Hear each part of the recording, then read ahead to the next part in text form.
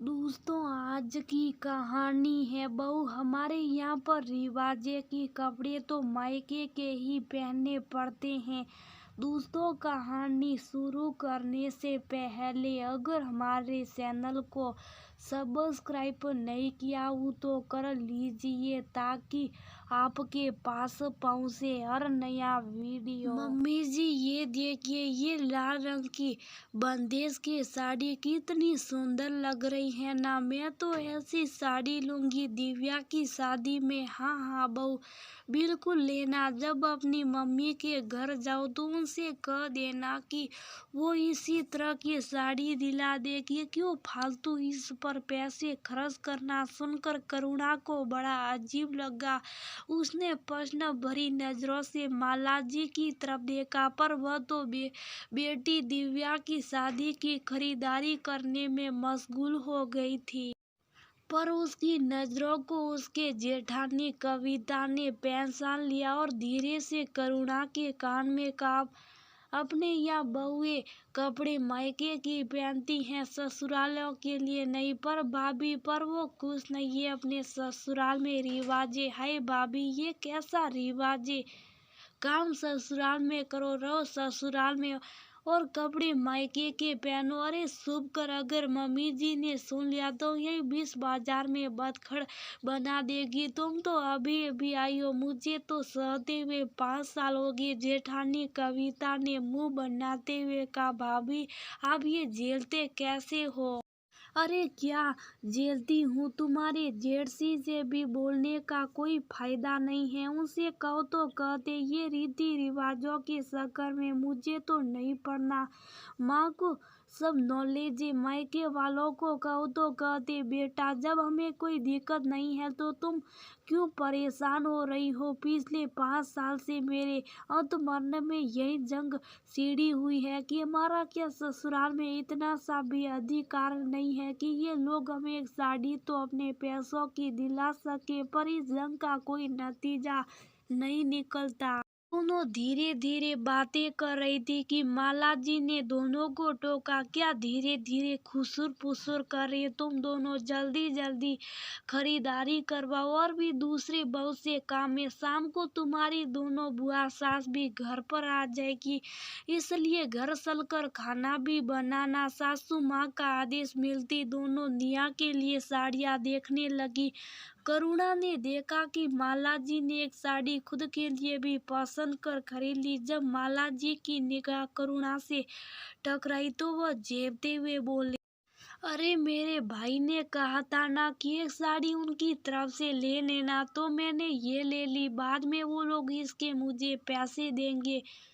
खरीदारी कर सब लोग घर आ गए, पर करुणा के दिमाग में अभी भी वही बातें घूम रही थी। भला ये भी कोई बात हुई, रहना ससुराल में, सारा काम ससुराल का करना, सेवा ससुरालियों के करनी, और बहू के कपड़े उसके मायके वाले दिलाएंगे। ये बात करुणा को हजम ही नहीं हो रही थी।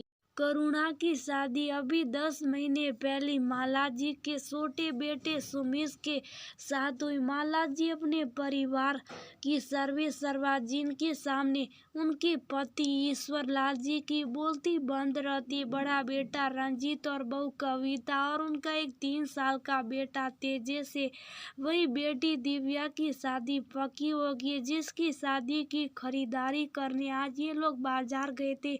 यूं तो करुणा की शादी को ज्यादा वक्त नहीं हुआ है, इस लिए उसके पास नए कपड़ों की कोई कमी नहीं है। पर ससुराल की तरफ से अगर तीज त्योहार या किसी प्रोग्राम में नए कपड़े मिले तो उसकी खुशी अलग ही होती है। बस इसलिए करुणा ने शादी के लिए माला जी को बोल दिया।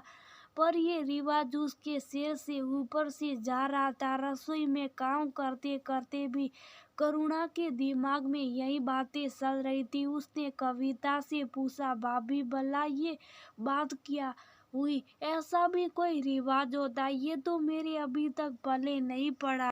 सुनकर कविता मुस्कुराई और बोली, बेटा कई रिवाज ऐसे होते जो पले नहीं पड़ते, बस सुनने को होते और हम लकीर के फकीर उनको माने जाते। बस हमारे बड़े हमसे मनवाते और हम मान लेते और आगे चल कर के हम दूसरों से मनवाते। अच्छा भाभी एक बात बताओ, क्या दोनों बुआ जी के कपड़े भी हमारे यहाँ से ही जाते? मुझे तो नहीं लगता, क्योंकि दोनों बुआ जी साल में एक दो बार आती और मम्मी जी एक साड़ी वो भी ठीक ठाक सी दोनों को पकड़ा देती हैं। है तो क्या ये रिवाज सिर्फ बहुओं के लिए है? मुझे तो ऐसा ही लगता। क्या मम्मी जी के लिए भी सारे कपड़े उनके मायके से आते? पता नहीं, खरीद कर तो खुद ही लाती, बस कह देती हैं कि मेरे भाई इनके पैसे दे देंगे, पर आज तक मेरे सामने तो कोई पैसे दिए गए नहीं। खैर छोड़ो इन बातों को, फटाफट हाँ सलाह, नहीं तो अभी रसोई में हंगामा हो जाएगा। शाम को दोनों बुआ जी घर पर आ गई, पर इत्तेफाकन उस दिन मौसी सास भी घर पर आ गई, इसलिए मौसी सास को भी जबरदस्ती घर पर लोग लिया गया। रात का खाना खा पी कर दोनों बुआ जी मौसी माला जी से आराम करते हुए अपने कमरे में बतिया रही, तो करुणा और कविता भी उनके पास आकर बैठ गई। इतने में करुणा ने बुआ जी का सामान देकर कहा, अरे बुआ जी आप लोग तो दो दो बैग भर कर लिया, ऐसा क्या लेकर आई हैं आप लोग? करुणा की बात सुनकर छोटी बुआ जी बोली, अरे हमारी इकलौती भतीजी की शादी है, तो हर प्रोग्राम के लिए अलग अलग कपड़े मैं और दीदी दोनों साथ जाकर ही शॉपिंग करके आए। पता तुम्हारे फूफा जी तो कहने गए थे कि मेरी तो पूरी जेबी हल्की करा के मानोगी तुम। हाँ आखिर हमें भी तो अलग लगना है, क्या कहते वो डीप डीप डिफरेंट। बड़ी बुआ जी भी छोटी बुआ जी की हाँ में हाँ मिलाते हुए जोर से हंस दी। पर बुआ जी आपने फूफा जी के पैसे क्यों खर्च करवाई? ये तो रिवाज के खिलाफ है, करुणा ने कहा। तो सब लोग हैरानी से उसकी तरफ देखने लगे। करुणा ने अपना बोलना बदस्तूर जारी रखा, और नहीं तो क्या बुआ जी, आपको पता नहीं कि हमारे यहाँ पर रिवाज है कि कपड़े तो मायके की पहनते पड़ते हैं, ससुरालियों के पैसे खर्च नहीं करवाते हैं। फिर आपने फूफा जी के इतने पैसे क्यों खर्च करवा लिए, जबकि आपको पता था कि मम्मी जी आपको साथ में ले जाकर शॉपिंग करवा कर आएगी, है ना मम्मी जी? करुणा में इतनी मासूमियत से कहा कि कविता का मुंह खुला की खुला रह गया, जबकि माला जी से कुछ कहते ना बना। दोनों बुआ जी को समझते देर नहीं लगी कि भाभी की कंजूसी उन्हीं पर भारी हो गई। इतने में बड़ी बुआ जी बोली, लो भाभी जवाब दो, आपकी बहू जानना चाहती है। अच्छा अच्छा बुआ जी मैं समझ गई, आप जो जो शॉपिंग करके आए हो ना उसके पैसे मम्मी जी देने वाली। हाँ तो आप बिल दे दो मम्मी जी, अभी पैसे आपको। माला जी की हालत ऐसी हो रही थी कि उनसे कुछ बोलते नहीं बन रहा था। आखिर करुणा को वहां से हटाने में ही वो ने अपनी भलाई समझी। तुम दोनों यहाँ क्या बैठी हो, जाओ जाकर सो जाओ, सुबह जल्दी भी तो उठना और भी बहुत से काम करने। माला जी ने डांट लगाते हुए करुणा और कविता को कहा, तो दोनों उठकर वहां से निकल गई, जबकि दोनों बुआ जी अपनी हंसी दबाते रह गई।